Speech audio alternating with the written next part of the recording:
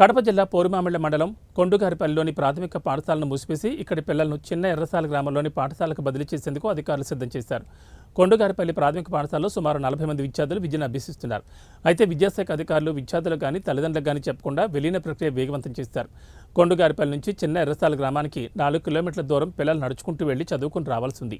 ఈ దారిలో జాతీయ రహదారి 167B పనులు జరుగుతున్నాయి. వాహన రాకపోకలు అధికంగా ఉన్నాయి. అంతేకాదు మధ్యలో చెరువు, తెలుగుగంగ కాలువ ఉండడంతో పిల్లలకి ఏమైనా జరిగే అవకాశాలు దండిగా ఉన్నాయి. రక్షణ లేని నడకలో పాఠశాలకు వెళ్లి రావాల్సింది. చిన్నపిల్లలు అంత దూరం వెళ్లేటప్పుడు తిరిగి వచ్చేటప్పుడు వారికి రక్షణ ఎవరుంటారంటూ తల్లిదండ్రులు పిల్లలతో కలిసి మా పాఠశాలను ఇక్కడికి తరలించొద్దంటూ పాఠశాలకు కంప వేసి నిరసన తెలిపారు. ఈ సందర్భంగా తల్లిదండ్రులు మాట్లాడుతూ 40 సంవత్సరాలుగా ఉన్న ఈ పాఠశాలను మూసివేస్తామంటే చూస్తూ ఊరుకోమన్నారు. మా పిల్లలకు రక్షణ లేని చదువులు మాకు అక్కర్లేదని చెప్పారు. ఈ మేరకు మండల విద్యాశాఖ అధికారులకు లేఖను రాశారు. అందులో ఈ దోమన పోయేదానికి ఇక్కడ నేషనల్ హైవే రోడ్డు వర్క్ జరుగుతుంది. ఇక్కడ కొండగారిపల్లి దాటినాక 30 ఎకరాల చెరువు, రసాపేట చెరువు ఉన్నది. అక్కడి నుంచి ఒక కేసీ కెనాల్ తెలుగుగంగ కాలం ఉన్నది.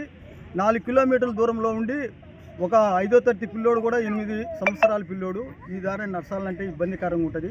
అందులో ఎస్సీ కాలనీ పిల్లోళ్ళు అంటే వాళ్ళ తల్లిదండ్రులు పనికి పోయి సంపాదించుకొని బతకాల్సింది ఎస్సీ వాళ్ళ పిల్లోళ్ళు. కాబట్టి వాళ్ళని చూసుకుంటారా ఇడిచిపెట్టి వచ్చేదాన్ని స్కూలుకు, వాళ్ళు పనులకు పోయి సంపాదించుకొని వాళ్ళకు పూట పోసి ఇచ్చేదానికి ఉండకుండా ఉండదు.